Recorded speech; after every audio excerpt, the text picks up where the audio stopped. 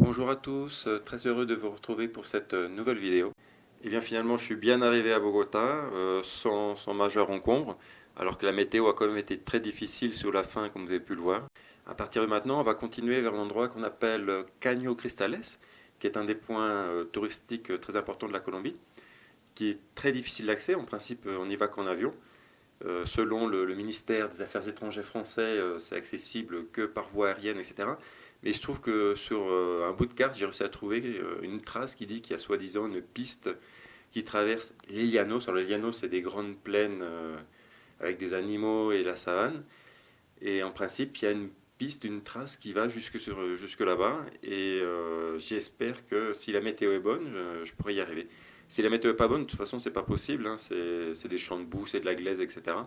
Et la moto n'est pas équipée pour ça. Donc on va voir si on arrive à se rendre sur place à Caño Cristales. Allez, à tout de suite.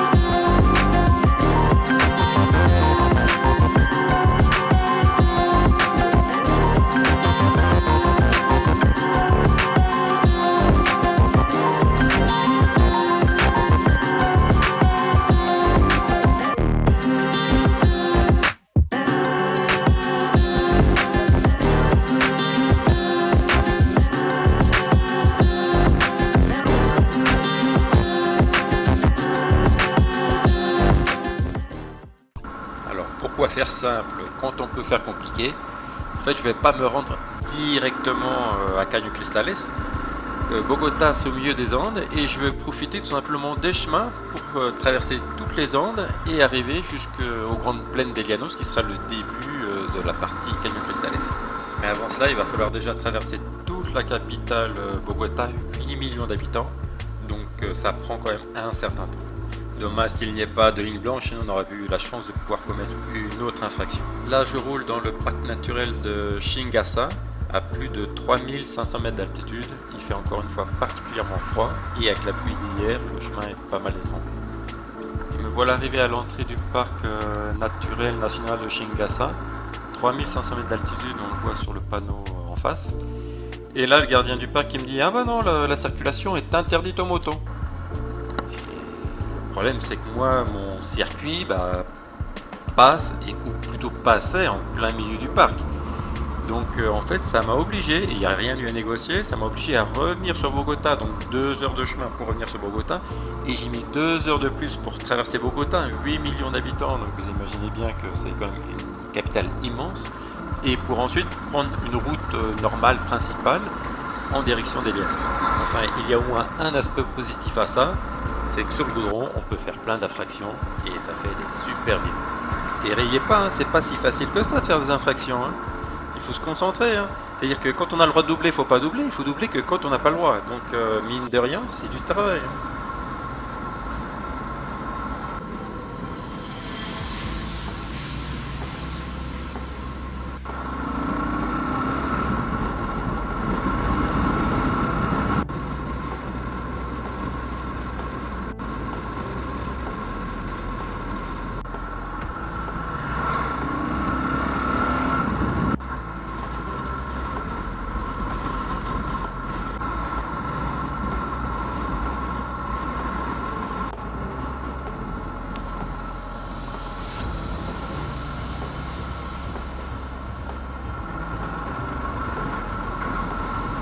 Alors, l'une des particularités de la route entre Bogota et Villavicencio, qui est la ville où on arrive dans les Llanos, la ville principale, c'est que c'est une route de montagne qui a été transformée en autoroute partiellement et qui comporte de très nombreux tunnels par dizaines et de très nombreux viaducs également par dizaines.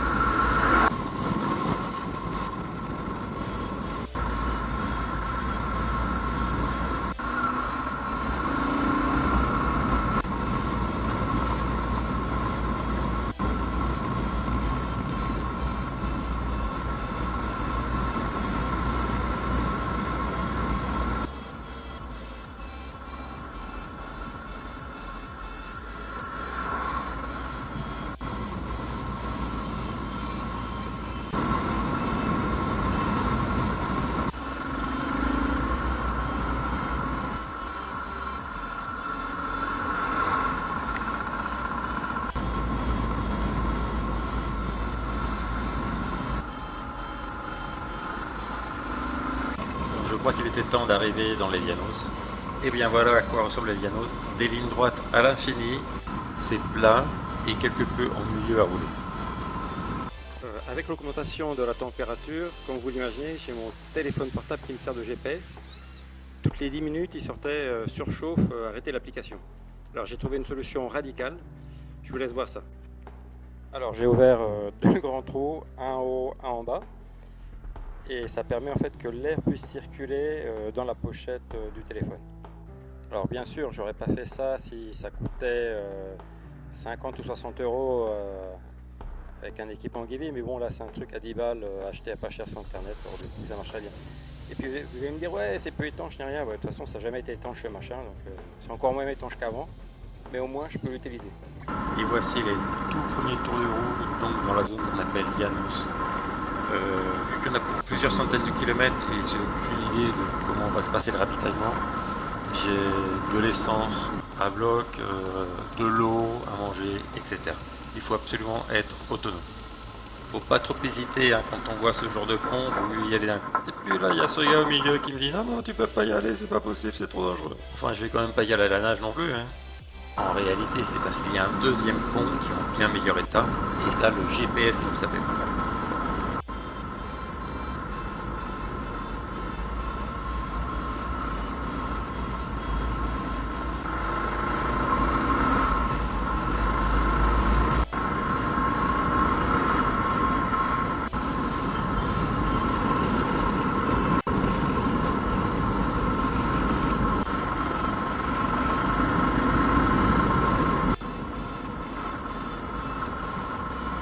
À partir de ce point-là, c'est le genre de paysage que je vais retrouver fréquemment. En fait, ils ont brûlé toute la forêt primitive qui était sur place pour pouvoir mettre leur bétail.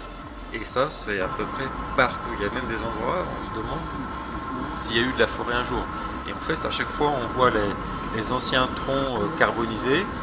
Et donc, je sais que c'est effectivement de la forêt avant. Alors, ce genre de pratique, c'est pas uniquement en Colombie, loin de là. Je pense que le Brésil est loin devant. Et on retrouve ce genre de choses en Équateur, au Pérou, etc.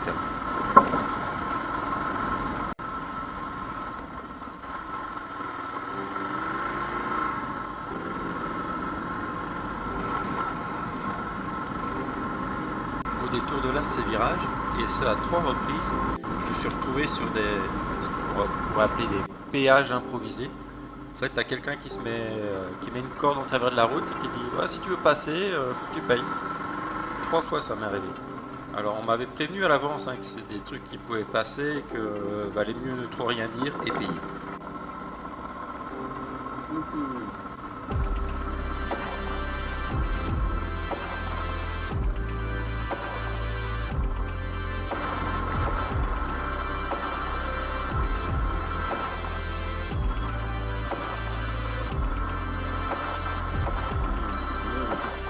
Parmi tout ce qui m'est arrivé sur ce trajet là, dans les Llanos, sur ce terrain, à un moment j'avais vraiment chaud, je dis bon, je vois une sorte de petite buvette, je m'arrête, je bois un coup, un Coca-Cola bien sûr, je fais pas de publicité, ça produit du Pepsi. Et les gens me disent mais t'as pas peur de rouler là tout seul? Moi je dis bon, qu'est-ce qu'ils vont encore me sortir quoi? Non, non, ici il y a des paramilitaires, etc., etc., il faut éviter de rouler tout seul. Je dis bon, finalement on se remet en cause. Je sais que les FARC sont là, en principe il y a un traité de paix, etc. Mais les locaux disent qu'ils sont toujours actifs.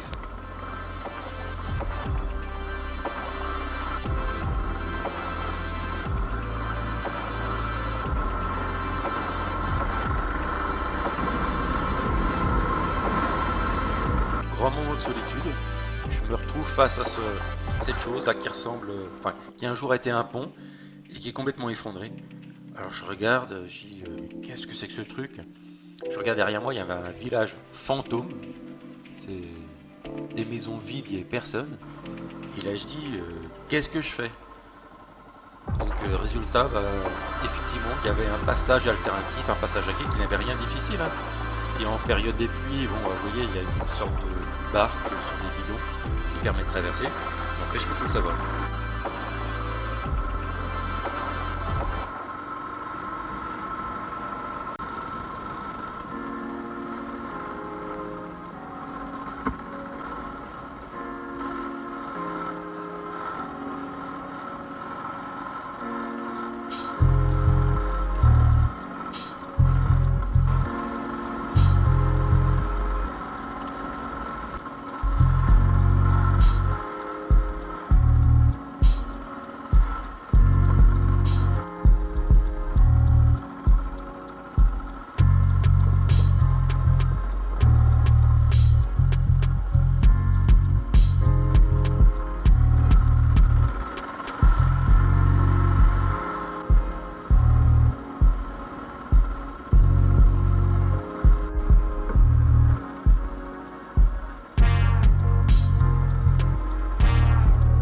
Alors là, cherchez pas le pont à gauche, il est complètement détruit, il va falloir passer dans l'eau. Heureusement, on est en pleine période sèche, c'est pour ça que j'ai choisi cette période, pour pas avoir de problème.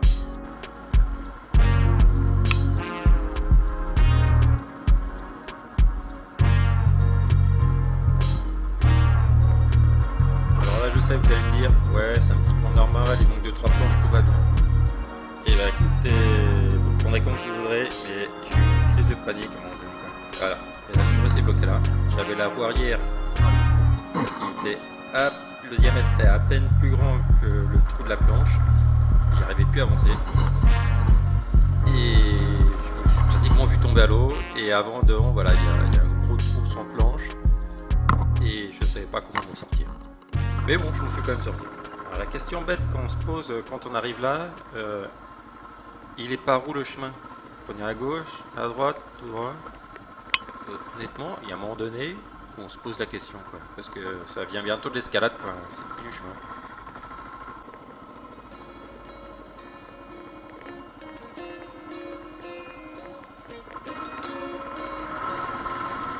Petite pause parce que là je souffre terriblement de la chaleur, c'est insupportable. Là vous voyez, là j'ai la cafetière qui est prête à péter, j'en peux plus.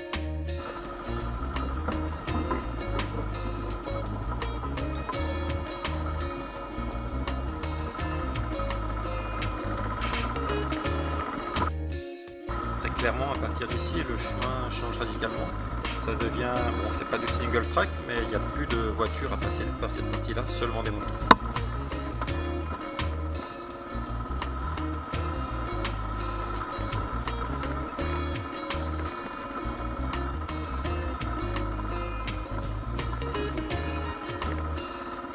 En tout état de cause, c'est pas le genre d'endroit où il faut ni tomber en panne, ni tomber se blesser, parce que là, on est seul.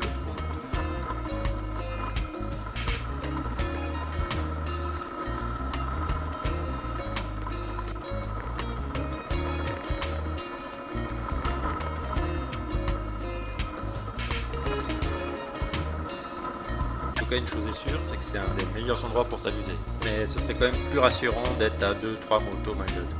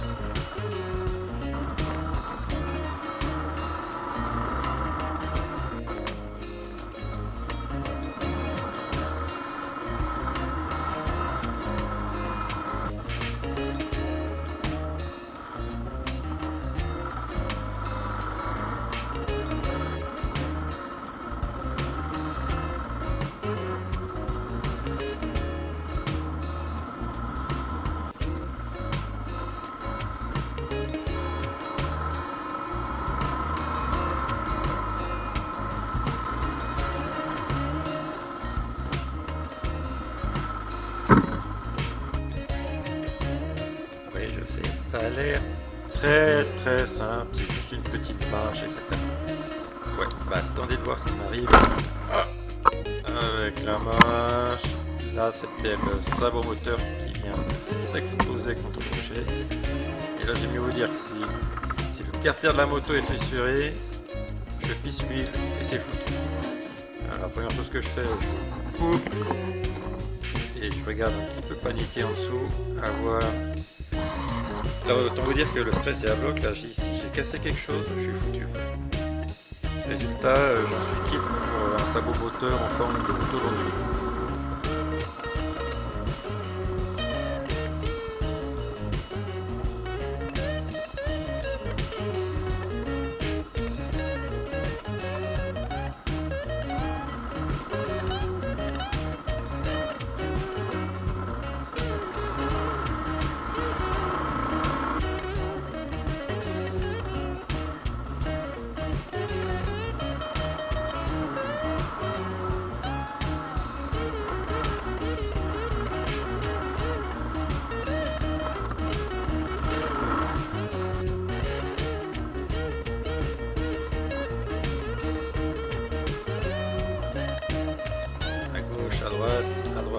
à gauche, allez, à droite.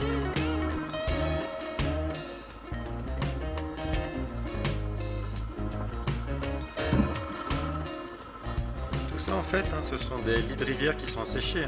Là c'est parce qu'en période sèche il n'y a pas d'eau, mais en période des pluies c'est infranchissable.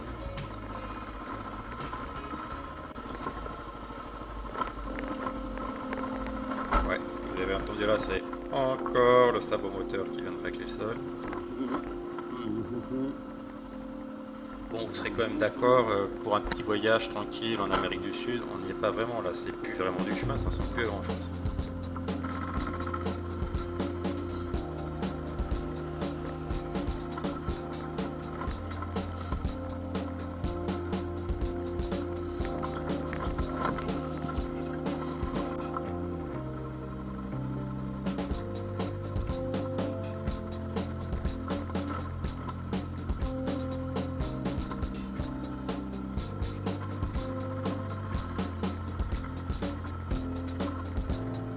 Ne soyez surtout pas surpris si vous me voyez tomber vers la droite et partir dans le vide. Ça c'est tout à fait moi.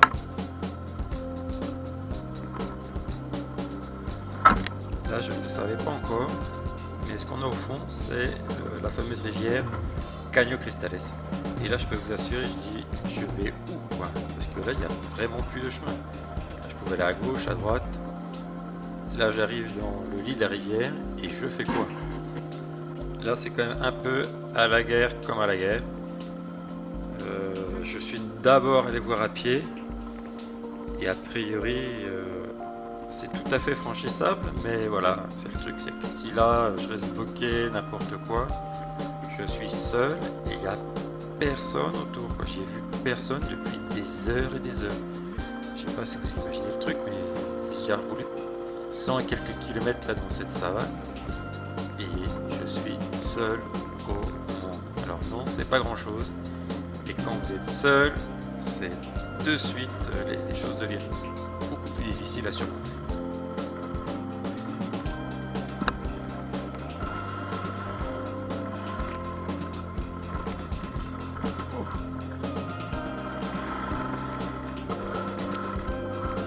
Et là vous me voyez regarder à gauche, à droite, c'est que je sais pas où aller. Il est où d'après vous le chemin? Il est à gauche, il est à droite? Non, là c'est vraiment compliqué. Bah, la moto s'est arrêtée, comme ça c'est réglé. Voilà où je suis. Alors c'est certainement très beau, mais le problème, voilà, je sais pas où est le chemin et je ne sais pas où aller. Alors il va falloir chercher. Là vous avez vu ma gueule? Et ben là j'en peux plus. En fait c'est la chaleur qui me fait souffrir, je supporte plus la chaleur. Donc là ce que je vais faire, je vais essayer de sortir la moto du lit de la rivière parce que la laisser là, ça ne convient pas. Et après on se jette à l'eau, direct.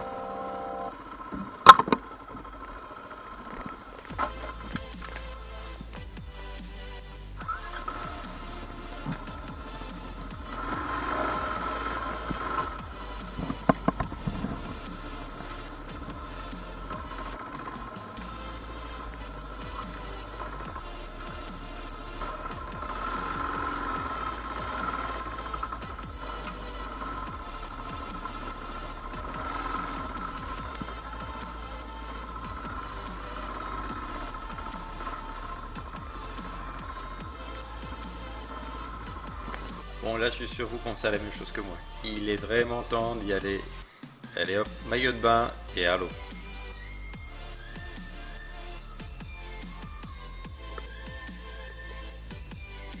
Voici les fameuses algues qui donnent cette couleur à l'eau.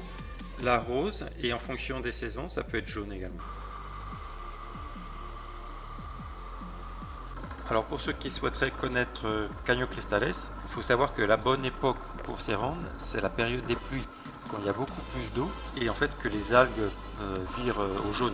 Alors que là, je suis en période sèche, c'est volontaire, c'est simplement pour pouvoir faire le trajet avec moins de difficultés. Alors, quelque chose qu'on vous demandera sur place, c'est les algues, il ne faut surtout pas marcher dessus, il ne faut pas les arracher. Là, j'ai pris les plus grandes précautions, même avec la caméra, j'ai filmé, mais j'ai vraiment fait attention de rien abîmer. Question tarif, 99,9% des gens qui visitent ces zones, il va en avion, des petits avions type Cessna qu'on loue, et ça coûte facilement 600-700 € le séjour de 2 à 3 jours. Donc il faut quand même prévoir un budget assez conséquent. Là, ça m'a pas coûté grand chose, du temps. Et du temps j'en ai, et la moto qui a son usure, mais au final ça m'a pas coûté grand chose parce que normalement on est obligé de payer un guide quand on est sur place. Et là, vu que j'y suis allé en basse saison et que je suis arrivé par ce chemin qui n'est pas la route principale, j'ai pu éviter d'avoir à payer un guide sur place. Alors se rendre seul sur place comme ça en moto comme je l'ai fait, c'est pas forcément la meilleure idée qu'on puisse avoir parce que vraiment il y a vraiment des zones très très isolées. En période des pluies seul, ce serait vraiment obstiné et très casse-cou de le faire. En tout cas il faudrait au moins des pneus cross au minimum. Et en période sèche, comme je l'ai fait, c'est pas facile mais c'est faisable. Si je compare avec la piste transamazonienne qui traverse tout le Brésil, que j'ai faite également, ma foi c'est relativement semblable. Période sèche c'est praticable, période humide, pneus cross, absolument obligatoire. Ce qu'il faut également savoir, c'est que Caño Cristales, c'est pas la seule chose qu'il y a à voir sur ce secteur. Il y a d'autres rivières comme Canoa et j'en passe. Il y a des chutes d'eau, etc. à aller voir. Que je ne suis pas allé voir parce que c'est pas la bonne époque et surtout parce que là, par contre, on m'a obligé à payer un guide et c'était pas dans mon budget. J'imagine que vous vous demandez où c'est que je fonce comme ça après être allé à Caño Cristales. Et en fait, c'est parce qu'il y a la ville touristique entre guillemets qui fait le point de départ de Caño Cristales qui se trouve à quelques kilomètres de là et je suis en train d'essayer donc d'aller à la Macarena.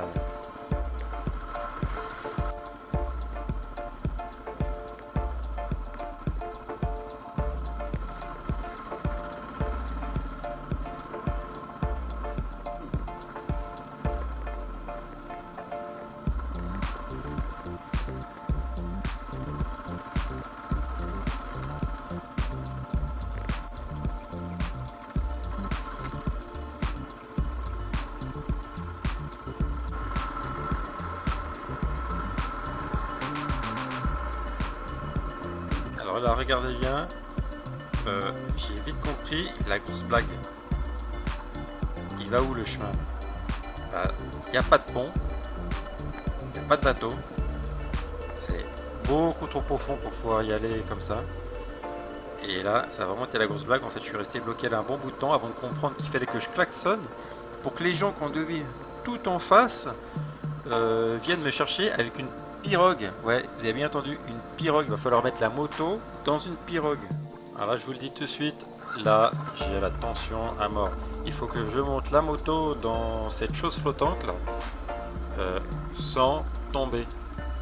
Et le mec il me dit, non mais tu peux pas rentrer en marche avant, sinon tu fais comment pour sortir?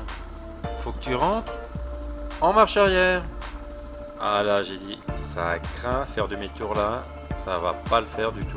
Là en fait l'astuce pour avoir les deux pieds par terre et pour pouvoir reculer dans la barque, en fait c'est d'avoir simplement le moteur éteint et on set de l'embrayage pour bloquer la roue arrière et du frein avant bien sûr pour la roue avant. C'est le moment où j'ai compris pour la première fois ce que ressentait une femme au moment d'accoucher quand le médecin lui dit « Poussez madame, poussez !»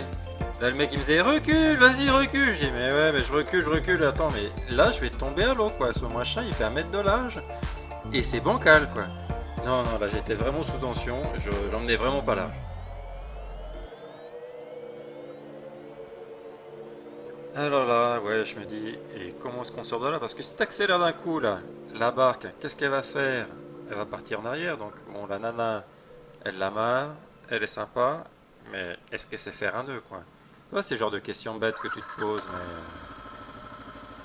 Bon, on y va pas.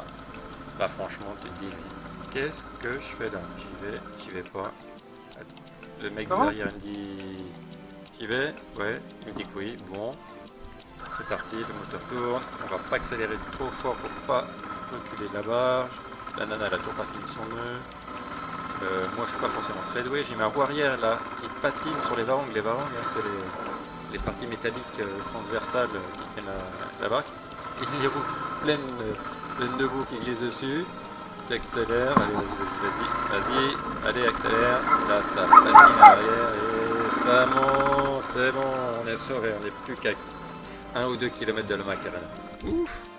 Et bien voilà, bien arrivé à Caño Cristales, ça n'a pas été simple, surtout l'épisode de traverser la rivière dans cette barque, ça a vraiment été, franchement, j'ai vraiment flippé. Enfin bon, bref, tout s'est bien passé. Et puis l'histoire ne s'arrête pas là, parce que maintenant qu'on est là dans le trou du cul du monde, il va falloir en repartir. Et on va essayer de se diriger vers la partie centrale de la Colombie, où on cultive. Et qu'est-ce qu'on cultive d'ailleurs dans la partie centrale de la Colombie, qui commence par un C et qui est connu mondialement? Qu'est-ce qui est connu mondialement et qui commence par un C qu'on cultive? Allez, je vous aide. Le café, bien sûr.